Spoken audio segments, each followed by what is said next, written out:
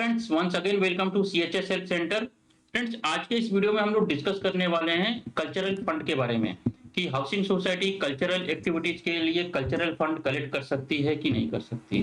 तो फ्रेंड्स, इसके बारे में अभी रिसेंटली ऑनरेबल हाई कोर्ट का एक लैंडमार्क डिसीजन आया है जो कि आप लोगों की तक भी पहुंचा होगा, बहुत सारे व्हाट्सएप ग्रुप में पहुंच गया है पब्लिक डोमेन में, एंड उसके बारे में चर्चा चालू हो गई।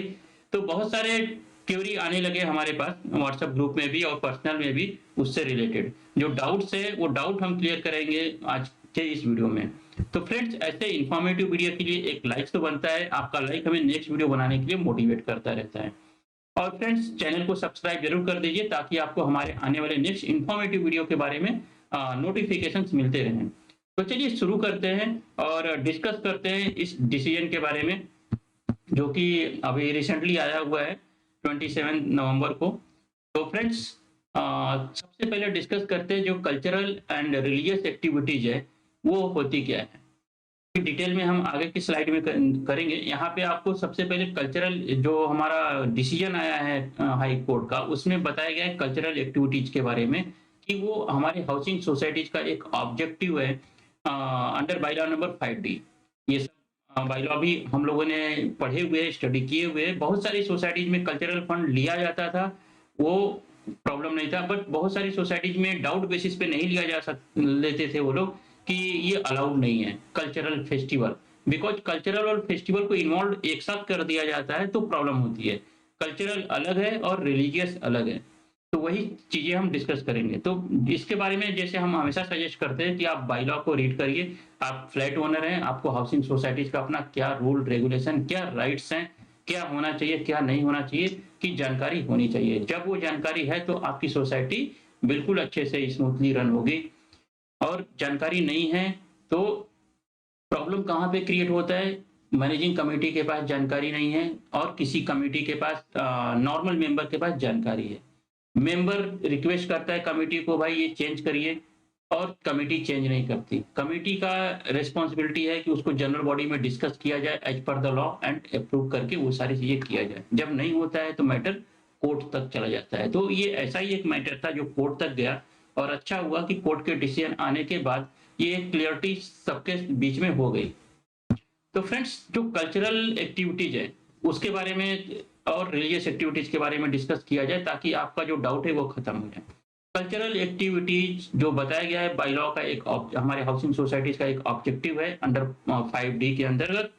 तो उसमें कल्चरल एक्टिविटीज, रिक्रिएशनल एक्टिविटीज के बारे में बताया गया, जिसमें कि अगर देखा जाए तो 15 अगस्त 26 जनवरी जैसे जो प्रोग्राम है वो कल्चरल एक्टिविटीज में आते हैं। 15 अगस्त 26 जनवरी हर एक सोसाइटीज में सेलिब्रेट किया जाता है, और उस दिन स्वीट्स, स्नैक्स और बच्चों के प्रोग्राम्स, बड़ों के प्रोग्राम्स, ऐसे पूरी एक्टिविटीज दिन भर चलती रहती है, जिसमें जो खर्च आता है वो खर्च को सोसाइटी कलेक्ट कर सकती है मेंटेनेंस बिल में। वो कल्चरल एक्टिविटीज है, वो कॉमन इंटरेस्ट है पूरी हाउसिंग सोसाइटीज का, उसमें कॉस्ट, रिलीजियस, ये सारी चीजें कहीं से इन्वॉल्व नहीं होती। तो ये कल्चरल एक्टिविटीज हो गई। तो दूसरा क्या होता है, रिलीजियस एक्टिविटीज। ये हो गया दिवाली, गणपति, दांडिया, दही हंडी, सत्यनारायण पूजा।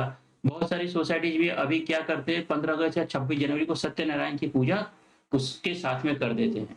तो वो अगर आप करते हैं तो मना नहीं है करने के लिए। आपको जो ये सत्यनारायण की पूजा के सारे एक्सपेंसेस आते हैं उसको अलग से करने हैं, उसका कलेक्शन अलग से करना है, मेंबर से कलेक्शन अलग से करिए, एक्सपेंस अलग से करिए, और वो आप एक सेपरेटली मेंटेन करके मेंबर्स को बता दीजिए कि भाई आपका कितना कलेक्शन हुआ, कितना एक्सपेंडिचर हुआ, जिससे एक ट्रांसपेरेंसी बनी रहती है। बट उसको सेपरेट करने का है, कैश में करिए, बेटर रहता है। कैश कलेक्शन करिए और खर्च करिए, सोसाइटी के अकाउंट्स में उसको किसी भी तरह से ऐड नहीं करना। ये हमारा हो गया कल्चरल और रिलीजियस एक्टिविटी, जो आप समझ गए होंगे कि दोनों में क्या डिफरेंस है। तो समझ गए हैं तो बायलॉ में क्लियर कट बताया गया है। टू बायलॉ नंबर 5C में बताया गया to raise the fund for achieving object of society. Society का ऑब्जेक्ट अचीव करने के लिए फंड रेज कर सकते हैं, 5C में बताया गया। तो 5D में क्या बताया गया, to undertake and provide for on its own account or jointly with a cooperative or other institution social, cultural और recreational activities। हो गया क्लियर आपको। 5D में बोला गया कल्चरल एंड रिक्रिएशनल एक्टिविटीज।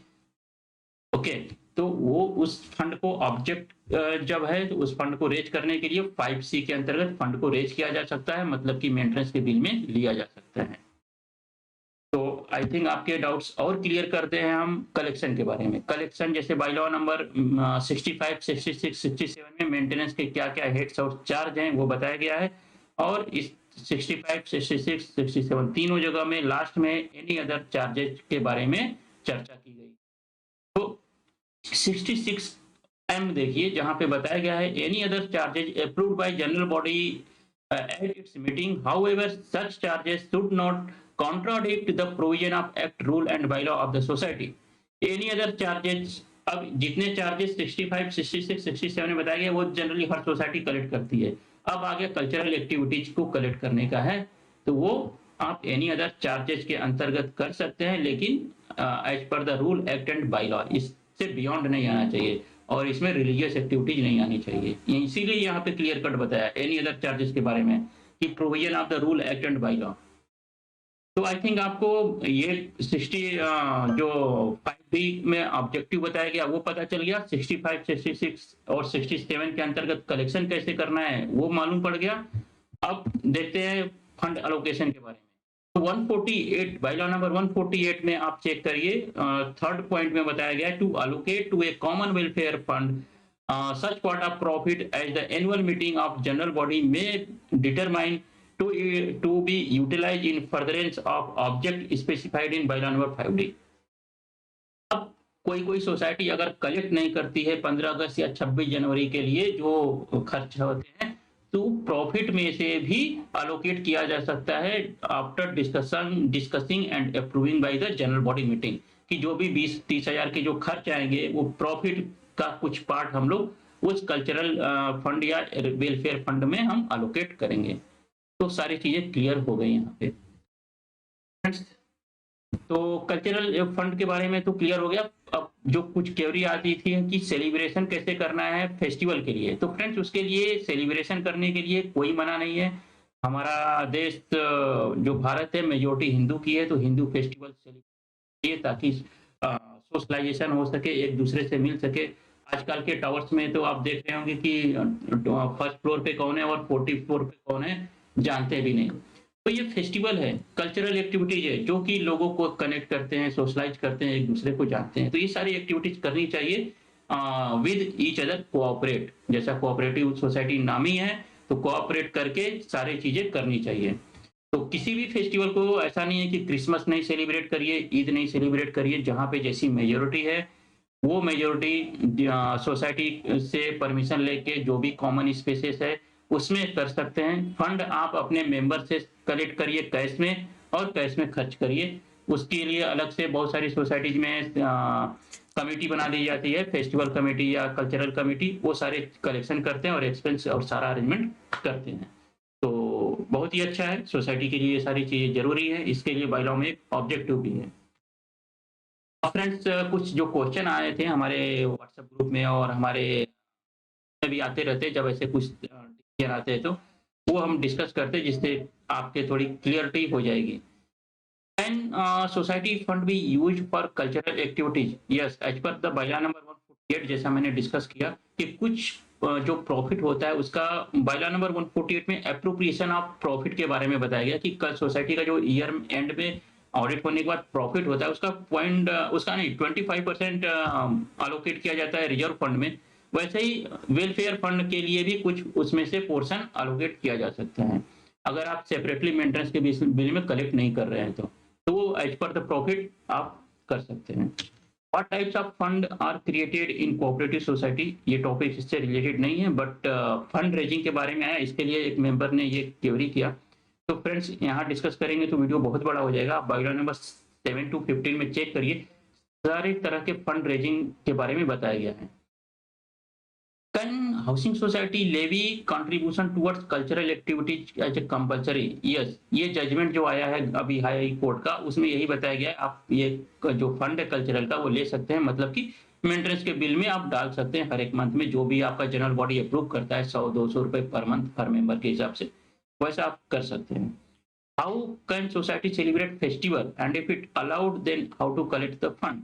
तो इसके बारे में भी मैंने अभी बताया कि फेस्टिवल सेलिब्रेशन के लिए कैश में कलेक्ट करिए और कैश में खर्च करिए, उसका अलग से इनकम एक्सपेंस रिपोर्ट बनाइए, कैश रजिस्टर बना लीजिए, या तो आजकल डिजिटल का ज़माना है, एक्सेल में भी मेंटेन कर सकते हैं, और वो जितने भी मेंबर लोगों ने कलेक्शन दिया है उनके साथ वो शेयर कर दीजिए भाई, फेस्टिवल एंड होने के बाद फेस्टिवल फंड अभी आपके पास कितना बचा हुआ है, तो वो ट्रांसपेरेंसी के लिए अच्छा रहता है। Okay, what could be the cultural activity in the society, वो भी अभी इस वीडियो के स्टार्टिंग में ही मैंने बताया, as per the my experience knowledge की जो इंडिपेंडेंस डे है, रिपब्लिक डे है, उसको हम लोग कल्चरल एक्टिविटीज में ले सकते हैं। उस दिन अगर आपको रिलीजियस एक्टिविटीज जैसे पूजा वगैरह करनी है तो उसको जो खर्च आता है वो अलग रखिए, जो कॉमन कल्चरल के लिए एक्टिविटीज के लिए खर्च आते हैं वो सारे मेंबर्स के मेंटेनेंस के बिल में आप ले सकते हैं। फ्रेंड्स, इस वीडियो में इतना ही। This is the services which we provide in Mumbai, Navi Mumbai and Pune. अगर आपको कुछ जरूरत है तो आप कांटेक्ट कर सकते हैं नंबर पे।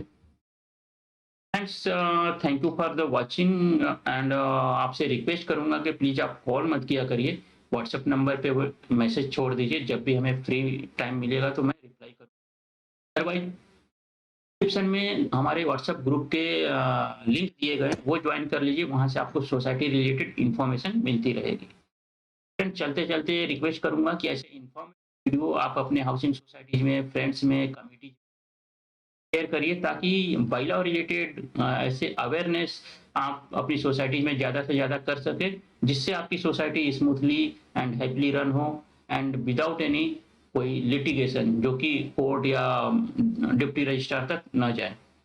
तो उसके लिए एजुकेशन बहुत ज़रूरी है। एजुकेशन की बात आई तो जैसा एजुकेशन एंड ट्रेनिंग फंड भी है, वो प्रोविजन इसीलिए रखा गया है कि हाउसिंग सोसाइटी के सारे मेंबर सोसाइटीज के ट्रेनिंग ले, ताकि उनको बाइलॉ की जानकारी हो।